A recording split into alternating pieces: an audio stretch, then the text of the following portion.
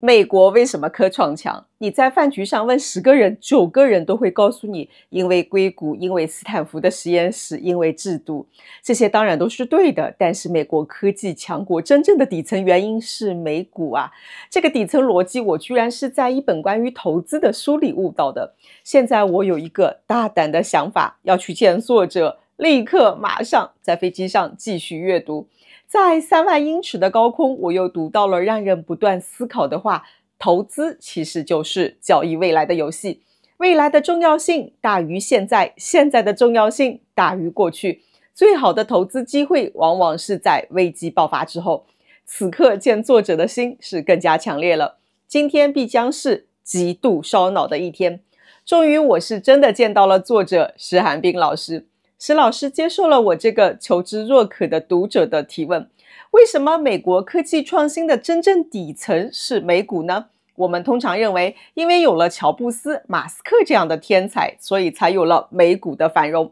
但是石涵彬老師提醒我，反過來才是成立的，因為有了美股這套允許失敗、分攤風險的機制，才批量製造了喬布斯和馬斯克。哇，這句話就直接顛覆了我的認知，原來創新是一場極其昂貴的賭博。蘋果造車項目你是聽說過的吧？歷時10年，動用了2000名頂級工程師，燒掉了100億美元。結局呢？2024年2月，項目是徹底取消了，產出為0，一輛車都沒有造出來。那麼這100億美金，如果是放在一家普通公司，早就破產10次以上了吧？但是在美股的體系之下，這只是蘋果財報裡的一個注腳呀。這就證明了硬科技創新的門檻已經是高到了連巨頭都可能是血本無歸的程度了。這些錢誰來支付？誰當了冤大頭呢？答案是既簡單又殘酷的全世界的投資者。這也是美股最不可思議的魔力，它實現了一種風險的全球化，收益的本土化。你想想看，蘋果的股東是誰？微軟、英偉達背後的大金主是誰？是日本的養老基金，是挪威的主權財富基金，是沙特的石油美元，也是每一個買了納斯達克指數基金的普通人。關鍵的邏輯來了，當蘋果那100億美元燒沒了，對於我們普通投資者來說，這筆錢就是真的沒了，變成了財報上的虧損嘛。但是這筆錢真的是消失了嗎？沒有，錢不會消失，錢只是轉移了。這100億美金在燒掉的過程當中變成了什麼呢？變成了硅谷2000名頂級工程師這10年的高額工資，以及他們所繳納的個稅，變成了加州的房租和消費，變成了精密儀器的採購款。那這些經過10年歷練的工程師，哪怕離開了蘋果，也會帶着技術去往下一家美國公司吧，繼續為美國的科技大廈添磚加瓦。所以誰在支付？是全球的資本，在不計成本的供養着美國的創新能力。這也就是石涵彬老師在他書裡提到的美國不惜一切代價也要拯救金融的底層邏輯。為什麼呢？美國之所以能夠長期的保持領先，是因為它通過這套金融系統，將科創的成功轉化成了無可撼動的經濟壁壘和地緣政治的籌碼。微軟、谷歌、亞馬遜不僅是全球市值領先的公司，他們更是這個時代經濟基礎設施的擁有者。如果谷歌說安卓我不給你們用了，這將是什麼結果呢？科技的領先直接是服務於國家安全和外交。國與國之間的競爭其實就是企業與企業之間的競爭，誰擁有更多頂級的企業，誰就擁有獲得更加強大的支撐力量。同時，這也能幫助其化解債務、貨幣超發等等問題。什麼創新企業還能夠化債和解決貨幣超發的問題？對於這本書裡提到的這個觀點，我是表示不可思議啊。一種解決方式是靠生產力的提升來消化，另一種方式是通過某種具有破壞力的力量的爆發來被動化解。石涵彬老師在書裡所言的美國不惜一切代價拯救金融，我是想到了金融、科創與霸權之間是環環相扣的3位一體底層邏輯。美國保護的不是股市的某個點位，而是未來50年的全球壟斷權和定價權。書裡有這麼一句話：美國之所以成為全球創新的領導者，是因為它擁有無數創新型企業，資本市場的繁榮讓這些企業可以獲得廉價的資金。創新是非常燒錢的，一個企業一旦失敗了，前期所有的投資都要打水漂了。而且資本市場的繁榮就意味着企業創新失敗的風險是由無數的投資者來承擔的。難道全球的投資者都是傻子嗎？明知道這可能是美國創新的冤大頭，那還要去美股嗎？我在茶館裡拋出了這麼一個尖銳的問題，石涵彬老師笑了笑，給出了一個極其透徹的答案。資本從來不愚蠢，資本只是極其理性。全球投資者之所以能夠心甘情願地把錢送進美國這個焚化爐，是因為他們是算清楚了兩筆賬。第一筆賬是關於概率的誘惑。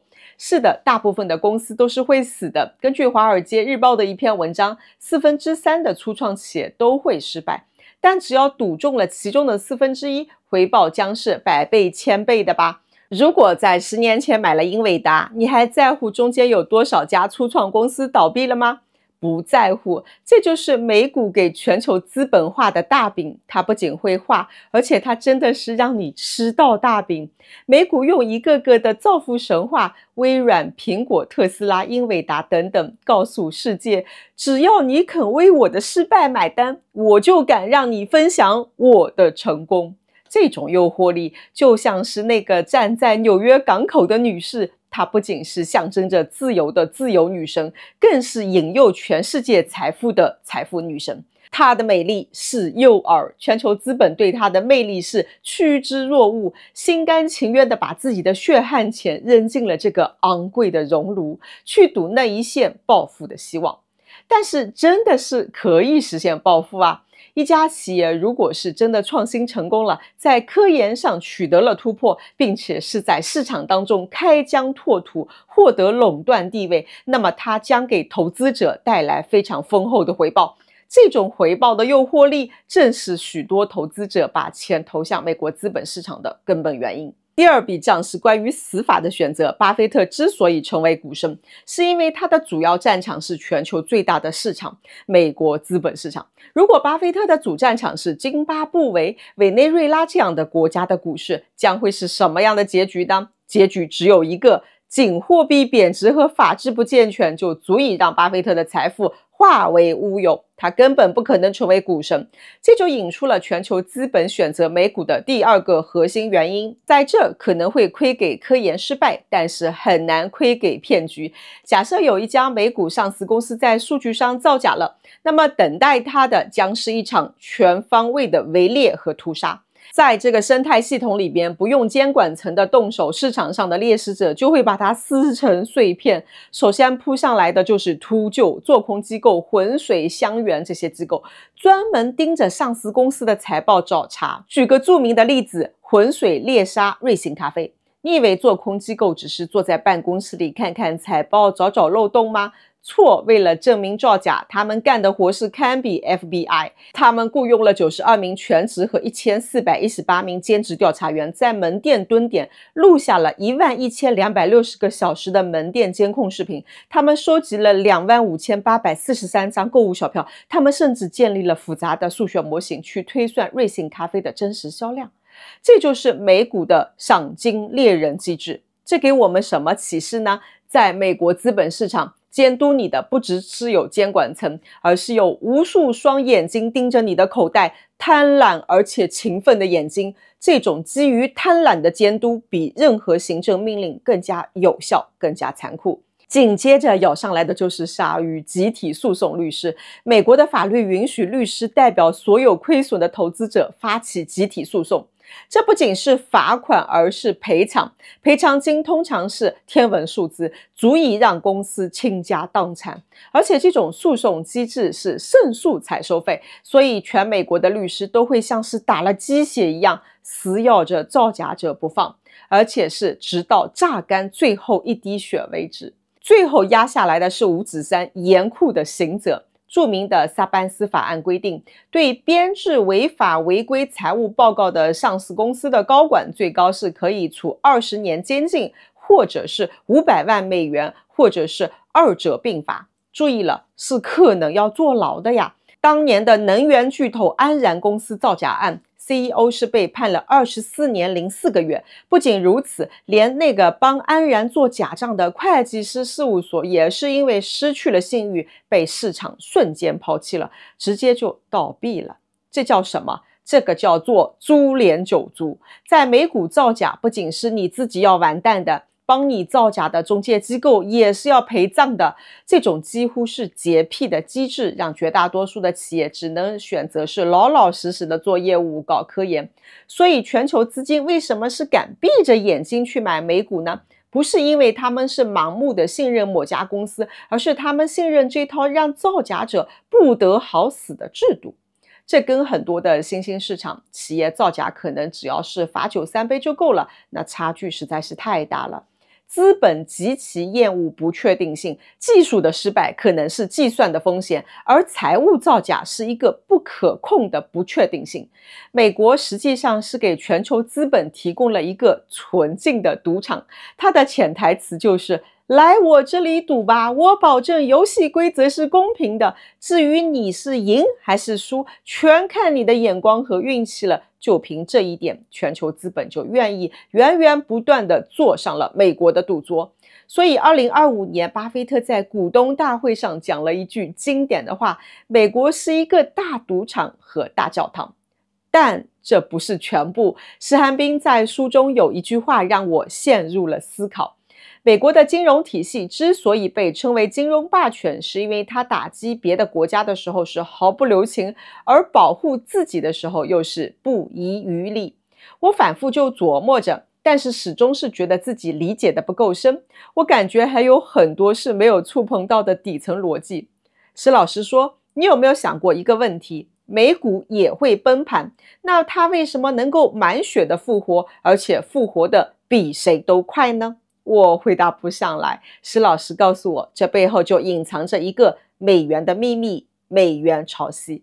當美股崩盤，系統信用是面臨威脅的時候，美聯儲的操作是非常果斷的，也是極其霸道的。它啟動的量化寬鬆，用一個很通俗的說法，就是開啟了無限的印鈔機，本質上就不是為了去救華爾街，而是為了救整個系統的信用。結果大量的美元就被注入了市場，拖住了資產價格的底，這就是迅速實現滿血復活的首要條件。那麼問題來了，誰為這海量的印鈔買單呢？這就是美國不遺餘力保護自己的最無情的地方了。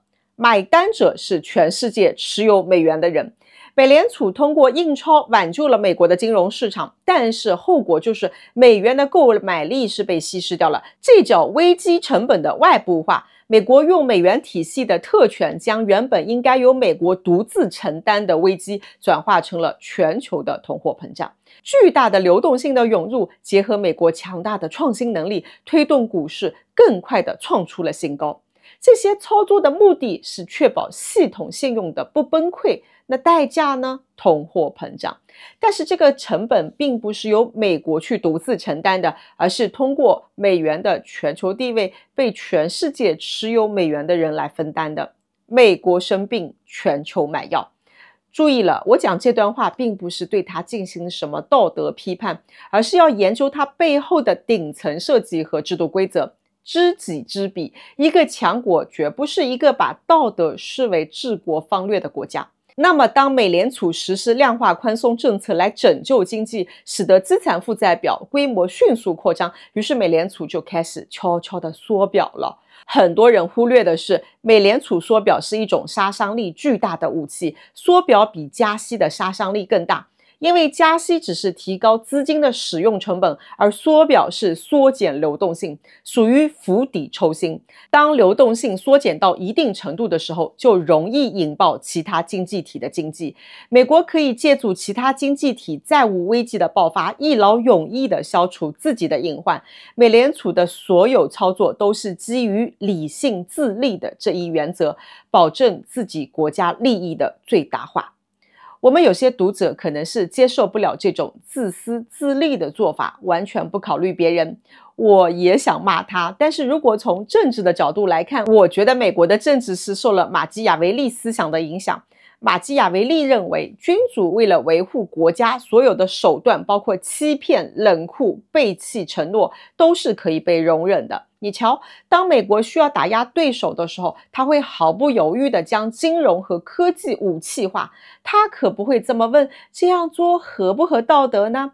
而是在問：這樣做是否是最快、最有效地實現國家戰略的目標？我講了很多次的美國，其主要目的並不是帶着情緒，而是理性的解密它的遊戲規則。對於我們中國人而言，分析這種機制是有2個目的的。第一是學習將這種資本的效率與國家戰略捆綁的能力。第二是自衛，看清了美元潮汐的運行的原理，才能夠在潮水來臨的時候提前做好防禦和準備。今天的這篇文章其實只講到了石漢彬老師書裡的幾頁，僅僅是全書的冰山一角。這是一本關於現在和未來的投資機會的書，講了具體的投資機會、具體的投資品種。但是我更喜歡的是裡邊提到的投資機會產生的原因、背景、邏輯和原理，對我有些領域的認知是有很高的啟發的。這本書是通俗易懂，我認為它是一本投資的高級啟蒙書，老少皆宜，推薦給你。好了，我說完了，再見。